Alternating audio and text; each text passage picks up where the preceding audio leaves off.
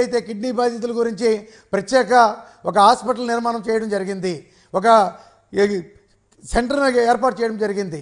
అసలు అభివృద్ధి గురించి మాట్లాడేటువంటి నైతిక హక్కు మీకు ఎవరికీ లేదు. నువ్వు నియోజకవర్గంలో ఉన్నటువంటి మా శాసనసభ్యుల గురించి మాట్లాడుతూ ఉన్నారు.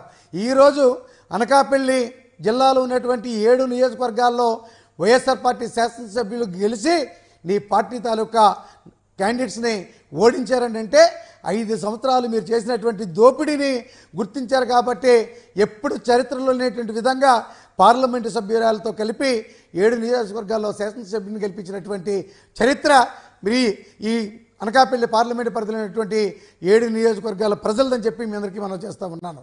మరి ఇప్పటికైనా బుద్ధి తెచ్చుకోవాలి. నువ్వు ఒక మాజీ ముఖ్యమంత్రిగా మాట్లాడలా, సంస్కారహీనుడివి నువ్వు.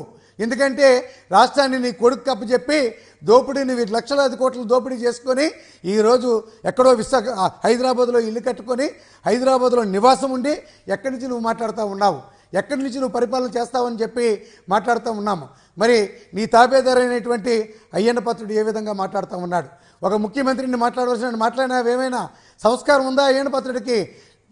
అందుకే నర్సీపట్నం ప్రజలు చెప్పుతో కొట్టినట్టుగా ఓడించి ఇంట్లో పెట్టినా ఇంకా అయ్యన్న పాత్రుడికి సిగ్గులేదు. ఈరోజు రాష్ట్ర ముఖ్యమంత్రిని ఏ విధంగా అయితే మరి మాట్లాడుతున్నారో ప్రజలు కూడా గమనిస్తూ ఉన్నారు. త్వరలోనే వచ్చే ఎన్నికల్లో మరొకసారి బుద్ధి చెప్పడానికి అయ్యన్నకి చెప్పుతో కొట్టేటువంటి పరిస్థితుల్లో తీసుకొస్తారని చెప్పి మరలా మాట్లాడేటువంటి పరిస్థితి కూడా నీకు ఉండదు. ఒక యువకుడి చేతిలో గణేశను విమర్శించేటువంటి స్థాయి మరి చంద్రబాబు నాయుడికి లేదు. నీ కొడుకుని కూడా మంగళగిరిలో ఓడించి ఇంట్లోకి పెట్టారు. నిజంగా అయ్యన్నా నీకు చెప్తున్నాను, నీ కొడుకుని అనకాపల్లి పార్లమెంట్ క్యాండిడేట్గా మీ నాయకుని బతిమాలకు తెచ్చుకో. ఓడించకపోతే ఈ అనకాపల్లి పార్లమెంట్ నియోజకవర్గంలో ఉన్నటువంటి ప్రజలందరూ కూడా వెతికి ఎక్కడున్నా సరే వెంటలు తోలుకునేటువంటి పరిస్థితి నీకు నీ కొడుక్కి దోపరిస్తుందని చెప్పి తెలియజేస్తున్నాను.